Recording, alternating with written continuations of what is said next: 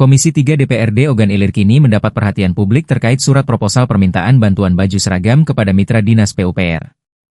Publik pun dikejutkan dengan kinerja wakil rakyat, khususnya Komisi 3 yang seharusnya mengawasi dinas PUPR.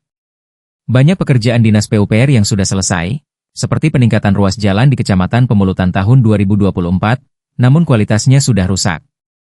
Ironisnya, Komisi 3 terlihat tidak peduli, tidak turun ke lokasi atau mempertanyakan ke dinas PUPR, malah minta seragam dinas. Padahal gaji mereka mencapai 35 juta per bulan. Di tengah kesulitan ekonomi masyarakat, tindakan ini membuat warga kecewa. Hari ini yang terkenal itu adalah Komisi 3. Urat malu kalian di mana?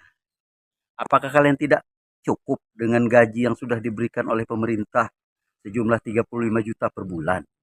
Kalian masih berani ngemis ke mitra kalian. Kalian tidak tahu bahwa kami rakyat ini mengawasi kinerja kalian. Ketua DPRD Ogan Ilir, Edwin Cahyaputra, angkat bicara. Ia minta maaf dan akan memproses kejadian ini melalui Badan Kehormatan DPRD. Sebelumnya, saya atas nama pimpinan dan seluruh anggota DPRD Kabupaten Ogan Ilir memohon maaf atas apa yang telah terjadi. Jadi kemarin kita tahu itu beredar di media sosial. Saya langsung berkoordinasi ke Badan Kehormatan DPRD Kabupaten Ogan Ilir dan meminta untuk segera menindaklanjuti. Dari Kabupaten Ogan Ilir, Fitriadi, AY News melaporkan.